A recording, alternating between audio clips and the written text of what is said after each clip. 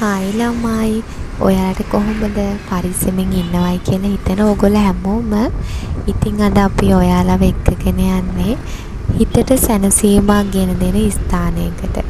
කළුතර නගරේ ඉන්න අය නම් දන්නවා ඇති මේ ස්ථානය මොකක්ද කියලා.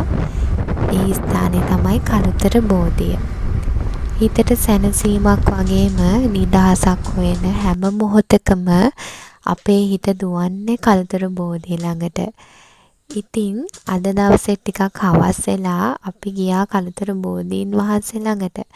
යන පාර නම් ඉතාමත් කාර්යබහුලයි. ඒ වුණාට කළුතර බෝධිය ළඟ තියෙන සැනසීම වෙන කොහේවත් ගන්න අමාරුයි හින්දා අපි මේ කළුතර බෝධිය ළඟට යන්න හිතාගත්තා. ඉතින් එදා අප දෙන්නටම නිවාඩු දවසක් හින්දාත් ඒ වගේම පොය දිනයක් හින්දාත් අපි කළුතර බෝධිය ළඟට යන්න හිතාගත්තා. ජීවිතේ හැම අවස්ථාවක්ම එක වගේ ගලා යන්නේ නැහැ.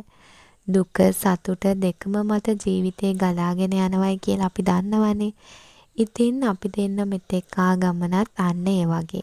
ඒ හැම අවස්ථාවකම ඒ කියන්නේ දුක සතුට අපේ බලාපොරොත්තු බෙදා ගන්න කළුතර බෝධිය ළඟට අපි යනවා. බුදුන්ගෙන් නම් දේවල් ඉල්ලන්න හොඳ නැහැ කියලා අපි දන්නවා. ඒත් හිතේ තියෙන පොඩි බලාපොරොත්තු වලට ආශිර්වාද කරන්න කළුතර බෝධි සමිඳුන්ගේ පිහිට ලැබෙනවයි කියලා අපි දෙන්නගෙම හිත ගොඩක් විශ්වාස කරනවා.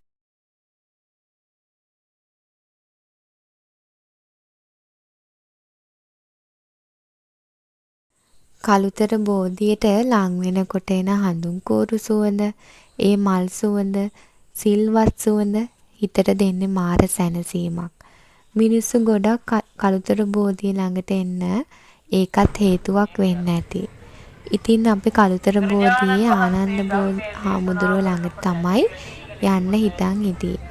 ගිහින් මල් පහන් පූජා කරලා අපේ හිතේ හැමදාමත් සැනසීම තියන්න කියලා පුංචි ආයාචනාවකුත් කරා.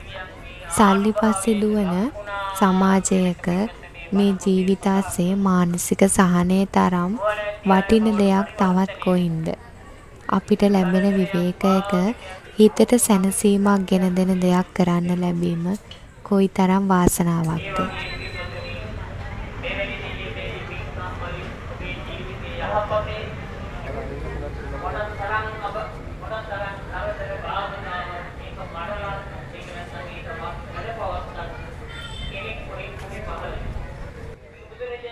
කළුගන් නදිය සිපගෙන එන මේ මුහුදු සුළඟ කළුතර බෝධිය වන්දනා කරන බැතිමතුන්ගේ කාන්සිය විඩාව ඔක්කොම පහ කරලා දානවා.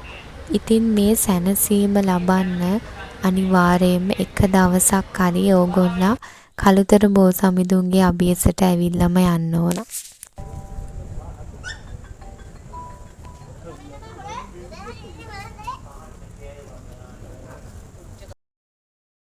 මේ දැල්වෙන පහන් ආලෝකය කළුතර බෝධි සමිඳුන්ගේ අන්ධකාරය දුරු කරනවා වගේම අපේ ජීවිතේ අපි එකතු කරලා තියෙන කෙලෙස් දෝෂ ඔක්කොම දුරු කරලා දානවා.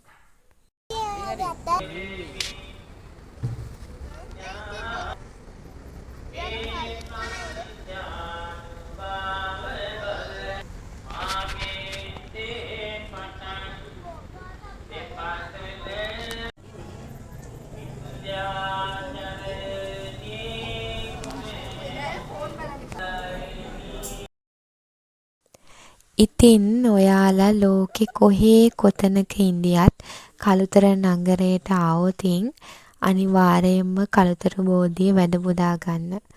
ඒක හිත නිවන භාවනාවක් වගේ.